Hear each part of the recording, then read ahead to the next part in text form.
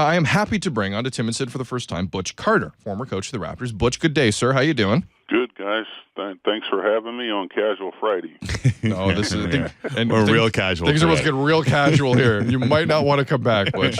Hopefully you do, but yeah, something could happen. Let's talk about. All right, let's continue a conversation we had with Mike James of the Bulls yesterday. He came on, and he had written an article, 2 weeks ago, Tim, 3 weeks ago, whenever they... I think it was about 2 weeks. It was after the game where they had the 10-assist affair, I think it was. Yeah, it was a disaster. So the topic of hero ball came up with this Raptors team. And Mike James is making the point, you just can't win that way. You can't win with guys just thinking about stats all the time. So let me ask you, because you've been in the huddles, you've coached guys, you would know. Can you change a player who is selfish? Can you change a guy and make him into a team player, or are those types of guys born? Well, yes, you can, but you're talking about, most of the coaches who are coaching now did not play in the league, and they don't have the background that they're going to change a guy in the summer with his skill set. So, yes, you can, but, it depends on, what the background is of the coach. It's no different than, the math teacher teaches math, the English teacher teaches English, and but you have a lot of coaches and coaching staffs that it's not. My greatest advantage was that I could actually take a guy in the gym and show him what to do. Right. I could show Vince Carter, here, we're going to take this chair and you're going to learn how to a crossover dribble. All right? Right. And you're going to get in this Mikan drill and you're going to learn how to shoot with your left hand. But those drills were consistent throughout. So yes, you can, but, it depends on the background of the coach, because as much as a player is what he is, a coach is what he is. It's interesting because his insinuation was that the Raptors were playing a stats-driven, selfish type of basketball, and it would be tough for them to overcome. When you watch the Raptors, do you see that?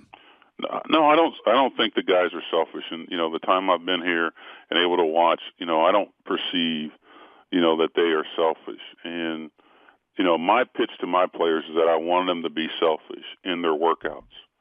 And if I had them in the right workout, then I had 12 well-conditioned, selfish guys, and it was my job to make those guys into a team.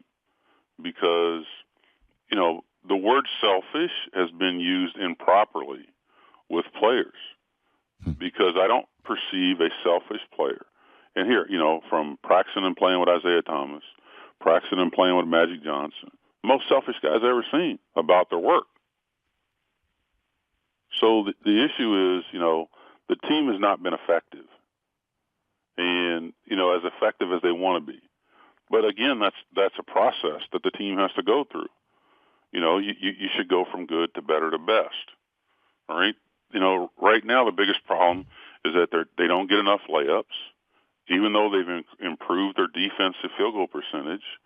They don't get enough layups, transition baskets. So tonight the team they're going to play Miami. Miami is so good because they got two guys, if they get the ball in transition, it's either a foul or a basket for the most part. Right. Can you explain what you mean by Isaiah and Magic being selfish and how that relates to their work? So I'm a rookie with the Lakers, and we have to run a mile in Palm Springs. And this is the year after the Lakers had won the championship. Magic was the MVP. Okay. And we have to run a mile after a practice in Palm Springs for time. And I've got a non-guaranteed, make good, and I couldn't catch Magic Johnson. Right. All right, I couldn't catch him. All right. So he's the biggest man in the game right now. And Butch, you're how old, and how old is he? We're both the same age. Okay. Right. And I couldn't catch him. And what I mean is that, for me, the greatest year of my life as an understanding basketball was being with the Lakers. You had all these talented guys that were extremely selfish about their physical conditioning and their skill set. And so what I learned to take from that was that, the stuff that I learned in coaching in the verses of selfish was a wrong interpretation. You want selfish guys that hate losing, and then you find a way, what a coach is supposed to do is find a way to take what he's got and make it effective. Because it's a brutal business. Half the games every night are lost. Right. Right? And so the Raptors, we've gotten into the scenario where, you take our record the last 3 or 4 years against Boston, Miami, Indiana, and Chicago, we've not been effective against the best teams. Butch Carter here on Tim and Sid, Sportsnet Radio Network and 360. Sorry, Butch, go ahead. But so what Mike says as a player, selfish, I always used to hear the knucklehead coaches say that, like, hey, have you ever talked to the guy? Have you ever worked him out? It's so easy to throw it on the guys, but the issue is that it's a partnership, and until the team understands what it needs to do, the coach has to lead, and then when the team understands what it has to do, the coach has to kind of back up and help them in less and less situations. So this process where they're at is they're trying to go from being not so good to being better. And guys, it's not going to happen in 15 or 20 games as much as we'd like it to. Right. It's just not. So, there's a brand new coaching staff again. So all those guys have to figure out, how do we make these guys more effective? And fortunately, this year the East is not very good. So they have a chance that they don't have to be great, but they could get to find themselves, in a position in the playoffs. Butch, we only time not our friend. We got about a couple of minutes here, but I did want to ask you because you've been on that baseline and you've had shooters go cold and you've had guys who can hit at a higher percentage, just not have it over a stretch of time. Yeah. At what point do you as a coach have to change the mentality from, okay, I'm going to try and let him shoot his way out of the slump? Talk about Rudy Gay. Talking about Rudy Gay. I'm sorry, I was talking about Amir Johnson from the corner.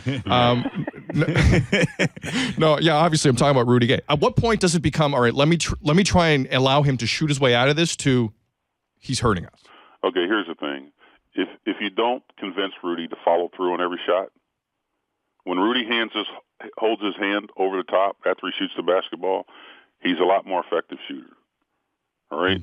When he does that quick jerk back, all right, it's bad for him and bad for the team. The other part is get him some layups. Run him in the post. He's put on the added weight. Get him a little hook. He's an extremely talented player. I think if you limit the possessions Rudy Gay has, how do you ever find out how good the team can be? All right?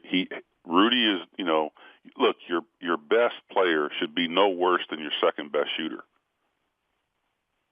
All right, if he's your second best shooter, that means they have to come to him at the end of the game, and he can make Rudy made the right play. He made the right play for the team.